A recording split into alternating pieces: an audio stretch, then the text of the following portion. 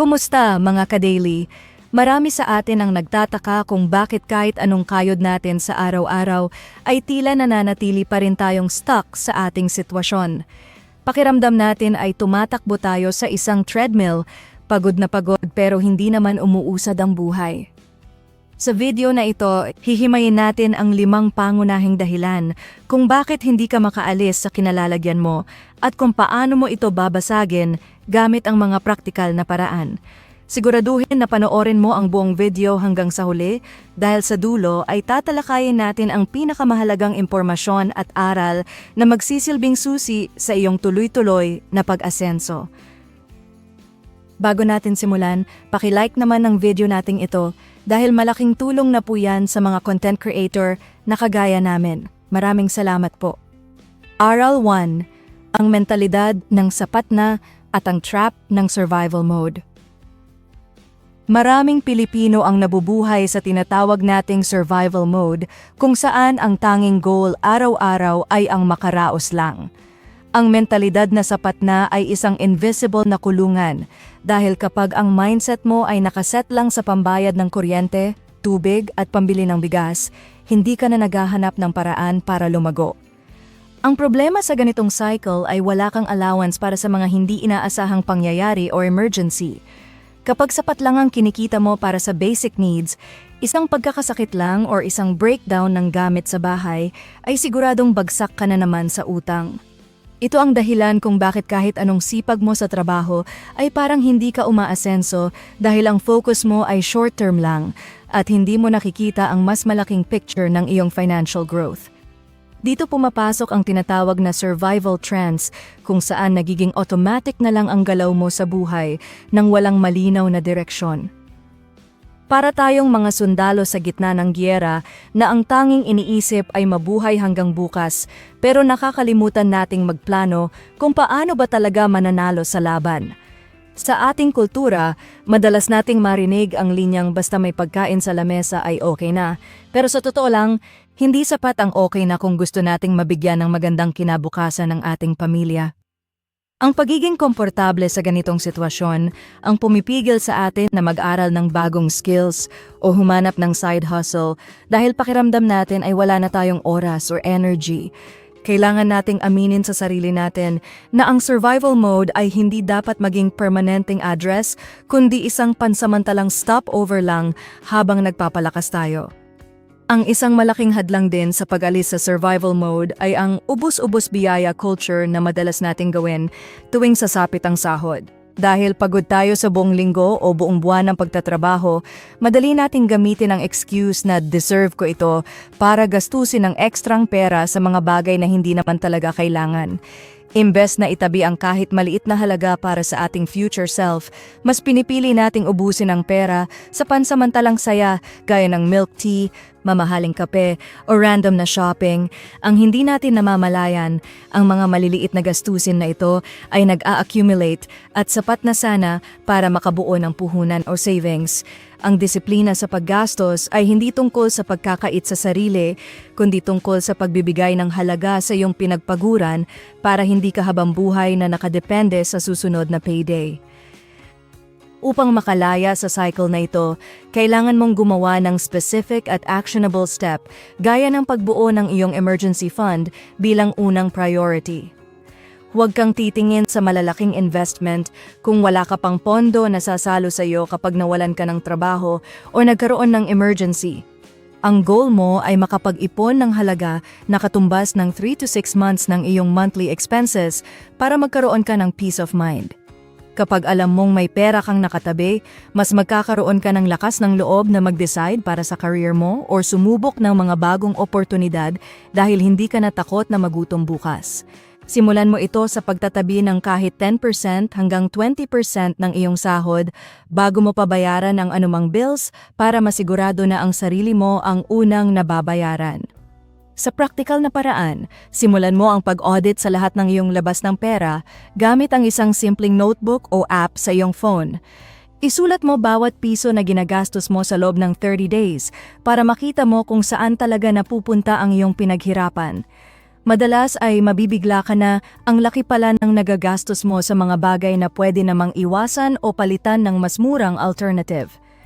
Kapag naging aware ka na sa iyong spending habits, mas madali nang mag-adjust at mag-cut ng mga leaks sa iyong budget. Ang pag-unlad ay nagsisimula sa tamang data at pagtanggap na kailangan mong baguhin ang iyong system. Ang pag-alis sa pagiging stuck ay hindi nangyayari overnight, pero sa pamamagitan ng consistency sa pag-iipon at pag-iwas sa survival mindset, dahan-dahan mong mararamdaman ang tunay na kalayaan sa pera. Aral 2. Ang trap ng social approval at ang pagpili sa status laban sa wealth. Sa ating lipunan, napakalakas ng pressure na makisabay sa kung ano ang uso o kung ano ang nakikita nating ginagawa ng ibang tao sa social media. Maraming Pilipino ang nahuhulog sa trap ng social approval, kung saan mas mahalaga ang hitsura natin sa paningin ng iba kaysa sa tunay na laman ng ating bank account. Ang paghahangad na magmukhang successful ay madalas na nagiging dahilan kung bakit tayo lalong nababaon sa hirap dahil ginagastos natin ang perang wala pa sa atin para lang mapahanga ang mga taong hindi naman talaga mahalaga sa buhay natin. Ang kailangang maintindihan ng bawat ka-daily ay ang pagkakaiba ng pagiging tunay na mayaman sa pagmumukhang mayaman lang, dahil ang tunay na yaman ay tahimik habang ang pagpapanggap ay madalas na maingay at magastos. Isang matinding halimbawa nito ay ang tinatawag nating handaan debt, kung saan pinipilit nating magdaos ng magarbo na binyag, birthday, or kasal kahit kailangan nating mangutang sa 5-6 or sa mga credit cards.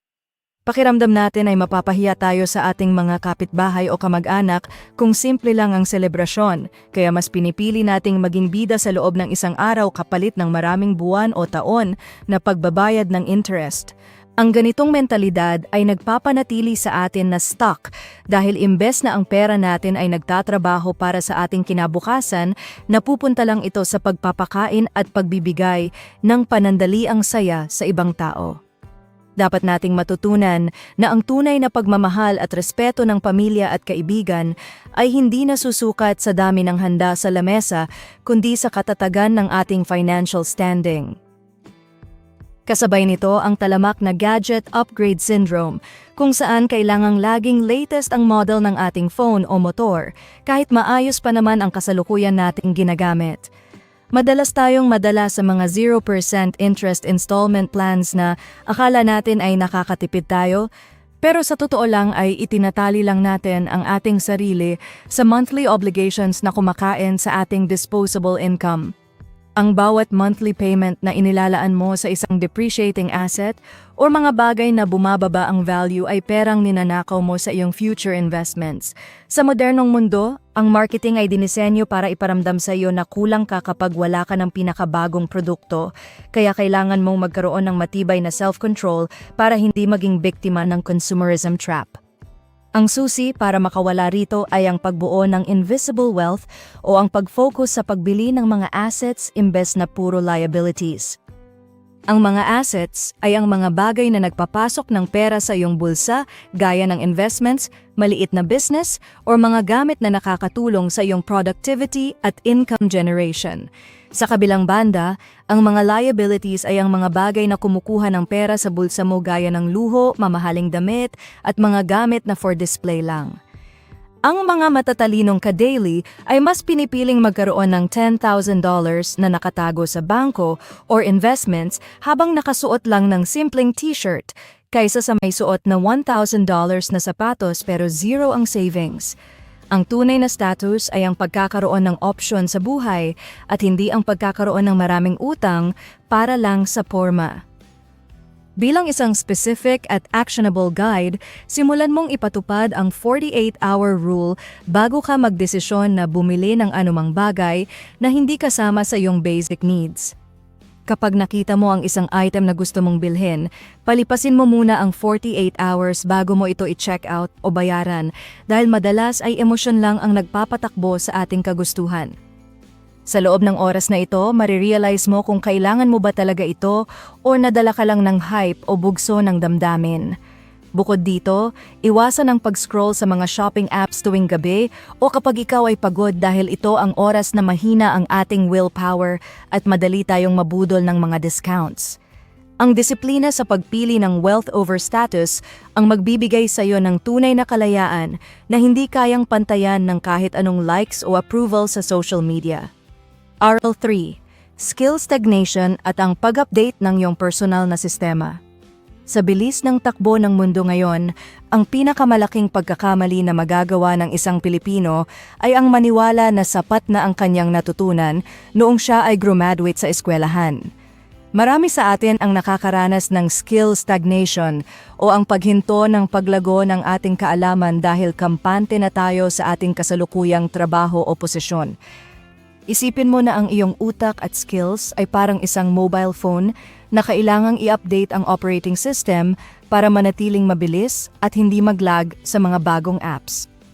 Kung ang gamit mong skills ay pang 10 years ago pa, asahan mo na maiiwanan ka na ng panahon at ng mga bagong generation na mas mabilis matuto ng technology.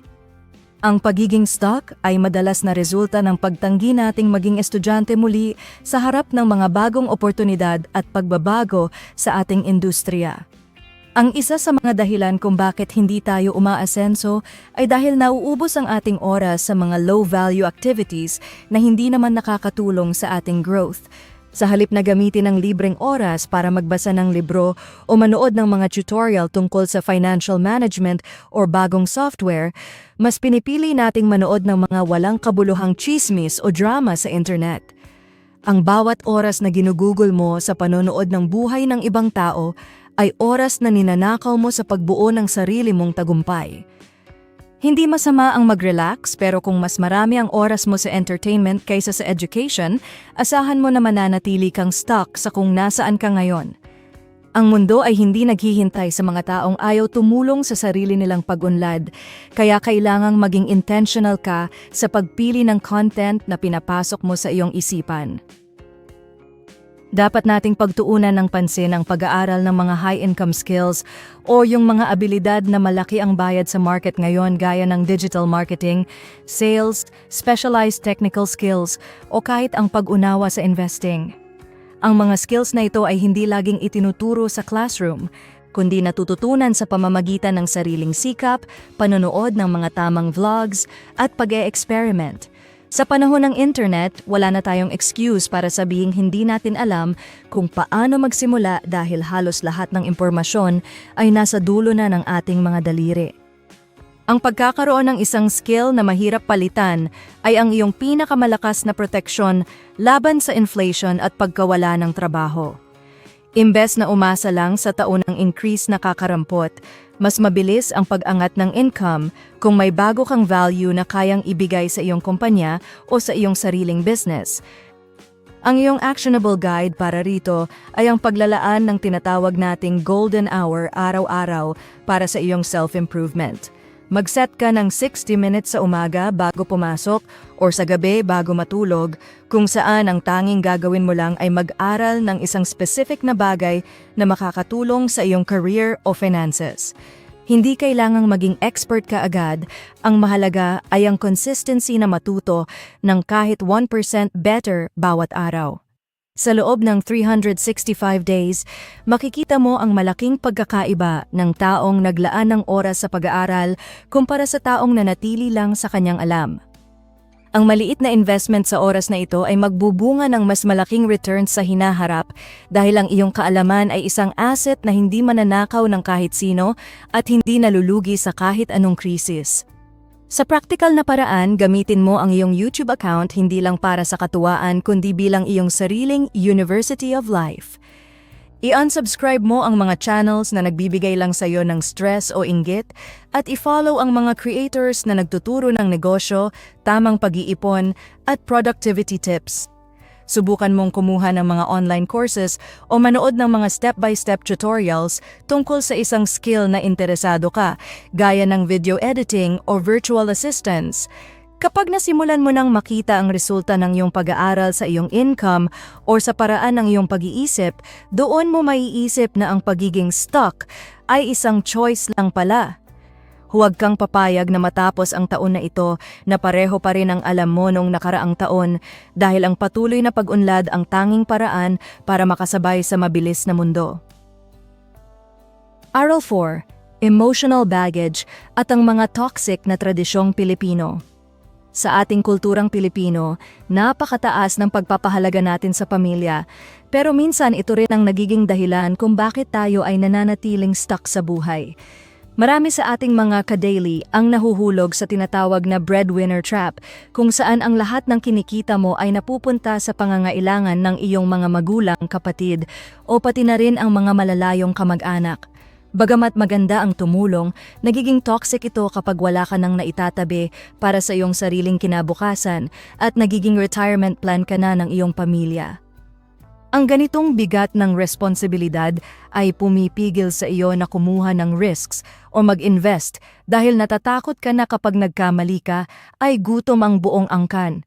Kailangan nating matutunan na ang pagmamahal sa pamilya ay hindi nangangahulugan ng pagpaparaya sa sarili mong pangarap hanggang sa maubos ka. Isang malaking bahagi ng ating emotional baggage ay ang maling pag-intindi sa utang na loob na madalas gamitin ng ibang tao para i-guilt trip tayo sa ating mga desisyon. May mga pagkakataon na pakiramdam natin ay wala tayong karapatang tumanggi sa hiling ng iba dahil lamang sa mga pabor na ginawa nila sa atin noon. Ang utang na loob ay dapat na kusang loob na ibinibigay bilang pasasalamat at hindi dapat ito ginagamit na parang isang utang sa bangko na may kasamang interest habang buhay. Kapag ang bawat kilos mo ay nakabase sa kung ano ang sasabihin ng ibang tao o kung mapagbibigyan mo ba ang lahat, mawawalan ka ng focus sa sarili mong financial goals.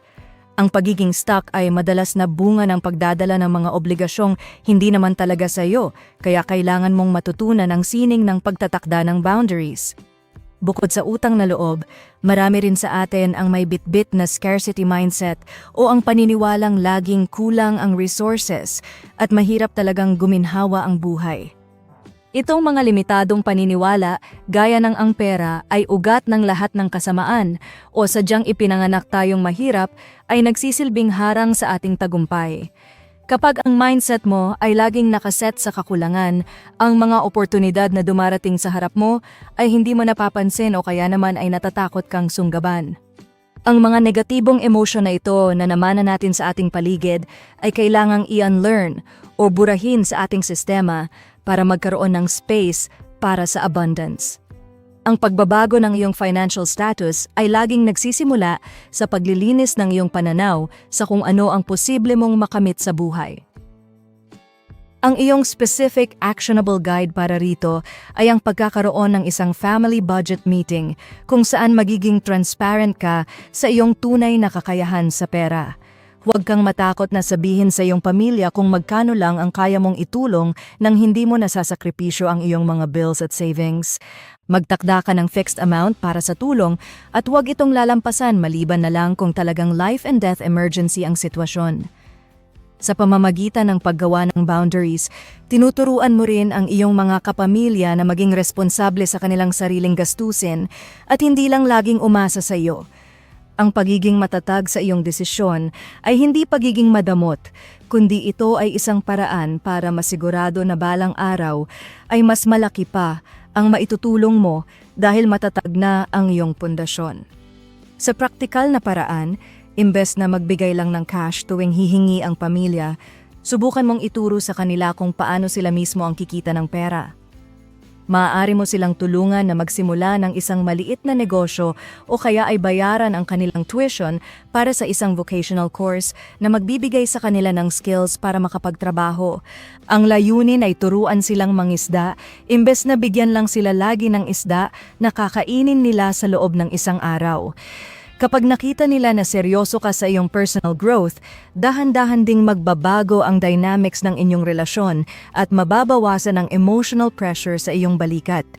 Ang pagbitaw sa mga toxic na obligasyon at pag-focus sa healthy na pagtulong ang magpapagaan ng iyong biyahe tungo sa pag-alis sa pagiging stuck. Aral 5. Lack of long-term strategy at ang pagbuo ng iyong personal na GPS. Ang huling dahilan kung bakit maraming Pilipino ang nananatiling stuck ay ang kawalan ng isang malinaw na plano o long-term strategy para sa kanilang buhay. Madalas tayong umaasa sa tinatawag nating bahala na system kung saan hinahayaan lang natin ang pagkakataon o ang swerte ang mag-decide ng ating pupuntahan. Kapag wala kang malinaw na roadmap, para kang nagmamaneho ng sasakyan sa gitna ng dilim na walang headlights at hindi mo alam kung nasaan ang destinasyon mo. Ang pag-unlad ay hindi isang aksidente, kundi ito ay resulta ng maingat na pagpaplano at paggawa ng mga desisyon ngayon na magbubunga pagkalipas ng ilang taon. Kung ang tanging plano mo ay makaraos sa linggong ito, huwag kang magtaka kung pagkalipas ng 5 years ay nasa parehong pwesto ka pa rin at walang pinagbago ang iyong sitwasyon. Kailangan din nating maging mulat sa realidad ng inflation awareness dahil ang halaga ng pera natin ngayon ay hindi nakapareho ng halaga nito bukas. Maraming ka-daily ang nag-aakala na sapat na ang mag-ipon sa ilalim ng kama o sa isang regular na savings account, pero ang totoo ay nalulugi ka dahil sa pagtaas ng presyo ng mga bilihin. Ang 1,000 pesos mo ngayon ay mas kaunti na ang mabibili kumpara noong nakaraang taon, kaya kung hindi lumalago ang iyong pera sa pamamagitan ng investments o business, unti-unti itong kinakain ng panahon. Ang isang matalinong strategy ay hindi lang tungkol sa pag-iipon, kundi tungkol sa pagpapalago ng iyong wealth para hindi ka mapag-iwanan ng mabilis na pagtaas ng cost of living. Ang pag-unawa sa kung paano gumagalaw ang ekonomiya ay basic requirement para sa sinumang ayaw manatiling stuck sa kahirapan. Dito rin papasok ang konsepto ng power of compound interest o ang kakayahan ng maliit na halaga na lumaki ng husto sa paglipas ng mahabang panahon. Marami ang hindi nagsisimulang mag-invest dahil iniisip nila na kailangan muna ng malaking puhunan. Pero ang totoo ay mas mahalaga ang consistency at oras kaysa sa laki ng amount. Ang isang maliit na seed na itinanim mo ngayon at inalagaan mo ng tuloy-tuloy ay magiging isang malaking puno na magbibigay sa iyo ng lilim sa iyong pagtanda. Huwag mong hintayin na maging milyonaryo ka bago ka mag-invest, bagkus ay mag-invest ka para maging milyonaryo ka balang araw. Ang mga taong may long-term strategy ay marunong mag-antay at hindi naghahanap ng mga get-rich-quick schemes na madalas ay nauuwi lang sa scam at lalong pagkalubog. Ang iyong specific actionable guide para sa huling aral na ito ay ang pagbuo ng isang 5-year plan na nakasulat sa papel o sa iyong computer. Isulat mo ng detalyado kung magkano ang gusto mong total savings sa loob ng 60 months, anong mga skills ang dapat ay master mo na, at ano ang magiging status ng iyong daily tips channel sa taong 2031. Kapag mayroon kang sinusundan na listahan, mas madali para sa iyo na tumanggi sa mga short-term na tukso dahil alam mong may mas malaking reward na naghihintay sa iyo sa dulo. Hatiin mo ang iyong malaking goal sa mga maliliit na monthly milestones para hindi ka ma-overwhelm at para maramdaman mo ang bawat maliit na panalo sa iyong biyahe. Ang pagkakaroon ng nakasulat na vision ay nagbibigay sa iyo ng disiplina na gawin ang dapat gawin kahit hindi mo feel o kahit tinatamad ka. Sa practical na paraan, simulan mo nang mag-explore ng mga legit na investment vehicles na available sa ating bansa gaya ng Pag-ibig MP2, stock market, or mga mutual funds. Hindi mo kailangang maging eksperto agad. Ang mahalaga ay magbukas ka ng account at maglagay ng kahit 1,000 pesos bawat buwan bilang simula ng iyong momentum. Habang lumalaki ang iyong kaalaman, dahan-dahan mong dagdagan ang iyong contributions at i-diversify ang iyong mga pinaglalagakan ng pera. Isipin mo na ang bawat pisong inilalagay mo sa investment ay isang sundalo na magtatrabaho para sa iyo para balang araw ay hindi mo na kailangang magpakapagod ng husto. Ang pag-alis sa pagiging stuck ay isang marathon at hindi isang sprint, kaya ang susi ay ang pagkakaroon ng tamang GPS at ang lakas ng loob na tapusin ang laban. Sa pagtatapos ng ating diskusyon, mahalagang matandaan na ang pagiging stuck ay hindi isang permanenteng tadhana, kundi isang hamon na mayroong konkretong solusyon.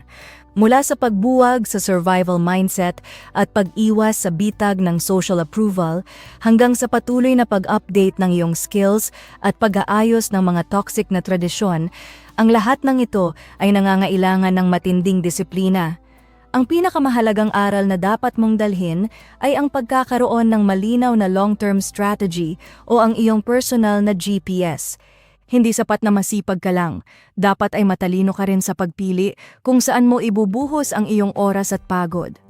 Tandaan mo ka-daily, ang bawat maliit na desisyon mo ngayon, mula sa pagtitipid ng 48 hours bago bumili ng luho hanggang sa paglalaan ng golden hour para mag-aral, ay ang mga blocks na bubuo sa iyong tagumpay. Huwag kang mawala ng pag-asa dahil ang susi sa iyong pag-asenso ay nasa iyong mga kamay na. Simulan mo na ang pagbabago ngayong araw. Paki-like ang videong ito kung nagustuhan ninyo, mag-comment sa baba kung ano ang natutunan nyo dito, at para sa mga iba pang content like this, mag-subscribe kayo sa ating YouTube channel ang Tips Daily. Maraming salamat! Disclaimer, ang lahat ng impormasyon na ibinahagi dito ay para sa edukasyon at inspirasyon lamang. Ito ay hindi financial advice.